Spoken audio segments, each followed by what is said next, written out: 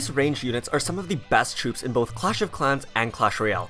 The three of them have their own unique abilities and powers, and the wizard trio are so similar, but at the same time they are quite different from each other. So what happened to cause these three brothers to take on such different abilities? Here is the story of the three wizards.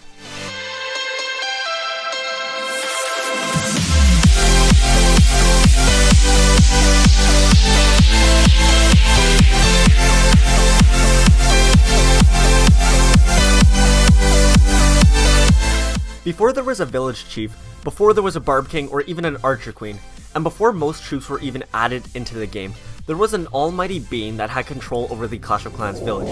This so-called ruler of the village was a fair ruler, and the rest of the villagers respected him. He was sort of a sorcerer that carried around a staff and a spellbook with him at all times.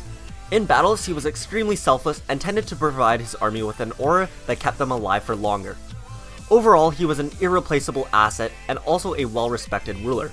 The Warden, as he liked to call himself, was about to test the strengths of his new powers by performing the most difficult spell ever attempted.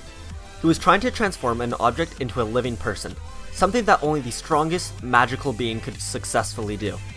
He decided to try it on a gem, because that was the most valuable object in the village, and if he was successful, this new being could be almost as powerful as him, if done correctly. So the Warden places the gem on the ground and then stands back and casts the spell. A beam of light shoots out of his staff and travels straight towards the gem. Once the light hits the gem, it reflects through the gem just like a crystal, and from the gem emerges three smaller beams of light. The first beam of light hits the fire at the nearby army camp, the second beam hits a hidden Tesla, and the third travels straight towards the spell factory and hits a bottle of freeze spell. All three objects begin to smoke and transform into human-looking forms. Then, once the transformations finished, three mini wardens were standing in front of him. One wore a red cloak and for some reason had a giant afro. Another had a light blue jacket and snow white hair.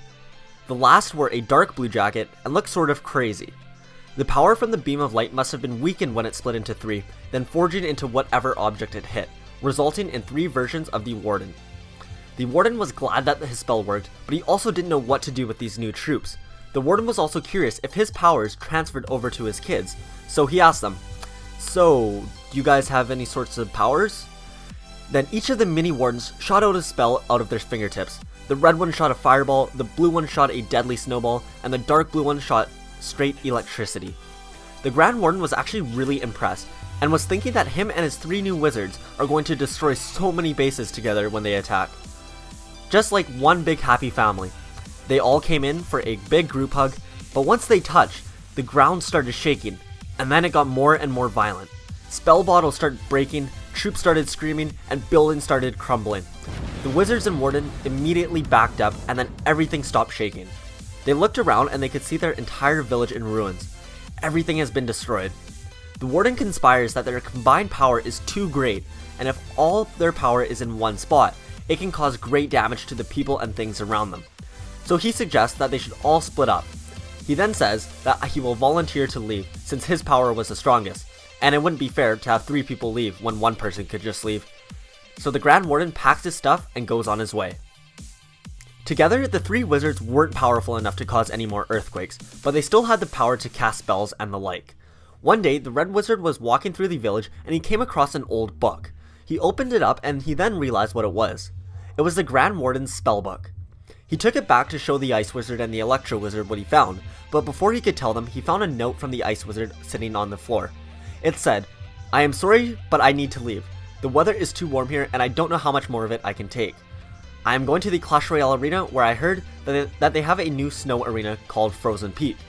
P.S. Electro Wizard is tagging along with me. I don't know why, but he's sort of crazy and I don't want to ask. P.P.S. I'll come back to visit sometime around Christmas for about a week." So the wizard put down the note and continued reading the Grand Warden's book, and over time he learned lots of things from it. He was able to brew new spells for the village and potions to upgrade other troops' attacks and health. He also later became one of the favorite troops in the village, and then one day, 4 years later, the Grand Warden came back, when word had finally gotten to him that the Ice Wizard and Electro Wizard had left. Now he was here to stay for good, and especially because there was a new defense that had just been created by the builder, called the Eagle Artillery, and the village was going to need all the help they could get taking that down.